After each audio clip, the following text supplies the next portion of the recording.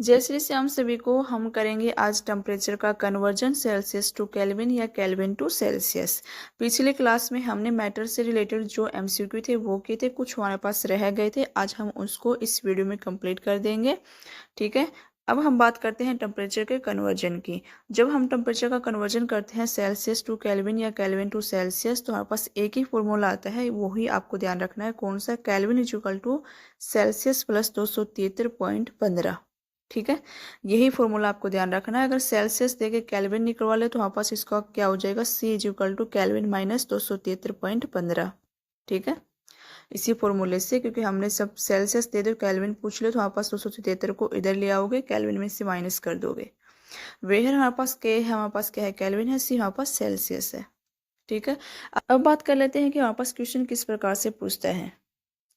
देखो, ये है हमारे पास question, 10 kelvin is equal to किसके इक्वल होगा, ये हमें बताना है। ठीक है, अभी हमने फॉर्मूला किया है कि हमारे पास केल्विन होता है वो किसके इक्वल होता है? सेल्सियस प्लस में 273 के इक्वल होता है। ठीक है, हमारे पास यहाँ पे केल्विन की वैल्यू दी गई है। केल्विन की वैल्यू कितनी है? 10, और इज इक्वल टू हमारे पास क्या हो जाएगा? सेल्सियस प्लस में 273। 273 को हम इधर लेके इसको 10 में से माइनस करेंगे। 10 माइनस 273 इज इक्वल टू हमारे पास क्या हुआ? सेल्सियस। ठीक है, जब इसको हम सब्ट्रैक्ट करते हैं तो 10 में से जब आप 273 सब्ट्रैक्ट करोगे तो कितना बचा? 263, और वो भी कैसा बचेगा? नेगेटिव, क्योंकि हमारे पास 273 नेगेटिव की टर्म है, तो हमारे पास किस में आएगा आंसर? नेगेटिव में। तो नेगेटिव का कितना हमारे पास बच गया? नेगेटिव का 263, तो आंसर क्या हो जाएगा इसका? बी। ठीक है,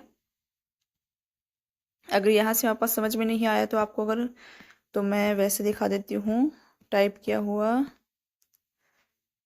ये लो। देखो, हमारे पास फॉर्मूला होता है Celsius is equal to kelvin minus 273। Kelvin की हमारे पास वैल्यू दे रखी है 10, माइनस 273 कर देंगे तो हमारे पास कितना बचा? माइनस का 263। ठीक है, तो 10 केल्विन की वैल्यू किसके इक्वल हो गई? 263 के इक्वल डिग्री सेल्सियस। ठीक है, अब हमारे पास नेक्स्ट क्वेश्चन दे रखा है कि boiling point of the alcohol is 78 degree Celsius, तो what is the temperature in kelvin. अब हमारे पास सेल्सियस में देखिए, इसने केल्विन में पूछ लिया। ठीक है, फॉर्मूला हमारे पास वही रहना है कि क्या होता है? केल्विन इज इक्वल टू कितना होता है? सेल्सियस प्लस में 273। ठीक है, सेल्सियस की वैल्यू हमारे पास दे रखी है, कितनी दे रखी है? 78, और प्लस में हम क्या कर देंगे? 273। जब हम इनको ऐड करेंगे तो हमारे पास क्या आएगा? Answer 351 kelvin. ठीक है, कितना आएगा? 351 केल्विन। आई होप आपको यहाँ तक समझ में आ गया होगा कि जब हम बस केल्विन को सेल्सियस में चेंज करते हैं या सेल्सियस को केल्विन में चेंज करते हैं तो वापस किस प्रकार से हम उसको चेंज करेंगे। ठीक है, अब हमारे पास एक क्वेश्चन नेक्स्ट हमारे पास आता है, all gases will occupy zero volume when their temperature is reduce to. इसका कहने का मतलब ये है कि आप टेम्परेचर को कितना कम करेंगे ताकि जो सभी गैसेज है उनके जीरो वॉल्यूम हो जाए। ठीक है, तो इसका आंसर होगा सी, माइनस का 273 डिग्री सेल्सियस। आप टेम्परेचर को माइनस 273 डिग्री सेल्सियस कम करोगे तब सभी गैसेज की कितनी वॉल्यूम होगी? जीरो वॉल्यूम होगी। ठीक है, इसकी अगर हम बात करते हैं 273 डिग्री सेल्सियस की,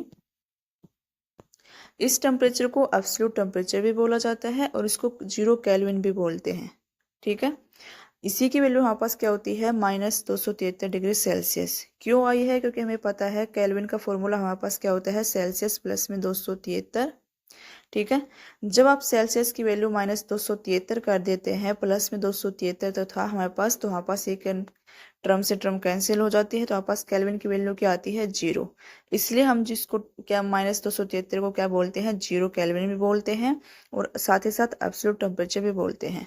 ठीक है, ये सबसे लोवेस्ट टेम्परेचर होता है और इस टेम्परेचर पे हमारे पास क्या होता है कि जो स्पीड होती है मॉलिक्यूल की वो रिड्यूस टू ऑलमोस्ट जीरो हो जाती है। इसी कारण से उसने बोला है कि आप टेम्परेचर को कितना कम करेंगे ताकि सभी गैसेज के जीरो वॉल्यूम हो जाए। ठीक है, तो आप उसको माइनस 273 डिग्री 15 डिग्री सेल्सियस कम करेंगे ताकि हमारे पास सभी गैसेज के जीरो वॉल्यूम हो जाए। ओके, नेक्स्ट क्वेश्चन की बात करते हैं, तो नेक्स्ट हमारे पास क्या आता है? नेक्स्ट क्वेश्चन आता है, the force that binds the particle of matter together is known as. उस फोर्स का नाम बताइए जो मैटर के पार्टिकल्स को बांध कर रखती है। ठीक है, तो वो कौन सी फोर्स होती है? Intermolecular force. ये यहाँ पास देखो, पहला ऑप्शन क्या है? Intermolecular space. स्पेस तो यहाँ पास क्या होता है? पार्टिकल्स के बीच में गैप होता है, उसको बोलते हैं इंटरमोलिकुलर स्पेस। ठीक है, हमें यहाँ पे फोर्स का नाम बताना है, तो आंसर क्या आएगा? Intermolecular force. नेक्स्ट आता है which of the following process is known as fusion. किस प्रोसेस को आप फ्यूजन का नाम देंगे? ऑप्शन ए, तो जो फ्यूजन होता है उसी को हम क्या बोलते हैं? मेल्टिंग बोलते हैं। ठीक है, क्या बोलते हैं? मेल्टिंग। और मेल्टिंग वापस कब होता है? जो वापस हमने पढ़ा था कि सोलर लिक्विड में चेंज होता है तो वापस क्या होता है? मेल्टिंग। ठीक है, तो इसका आंसर क्या हो जाएगा? बी। यहाँ तक तो वापस जो एमसीक्यू बनते थे वो आज हमने कंप्लीट कर लिए हैं। वैसे तो हमारे पास देखो बहुत ज़्यादा एमसीक्यू बनते हैं तो सभी एमसीक्यू को कराना पॉसिबल नहीं होता है, बट मैंने जो चैप्टर जो सारे थे वो सभी करवा दिए हैं। आप पीछे जो क्लासेज है हमारे पास 5 क्लासेज है वो देख लेना मैट्रिक की जाके, वहाँ से हमारे पास सभी एमसीक्यू आपके क्लियर भी हो जाएंगे क्योंकि मैंने टॉपिक वाइज सारे पढ़ा दिए हैं। ठीक है, तो उनके सभी के एमसीक्यू होना पॉसिबल नहीं है। आज हमने वही एमसीक्यू के हैं जो इम्पोर्टेंट थे, जो हमने टॉपिक में कवर नहीं किया था वही वाले एमसीक्यू हमने यहाँ पे किए हैं। ठीक है, मिलते हैं नेक्स्ट वीडियो में, तब तक के लिए बाय बाय।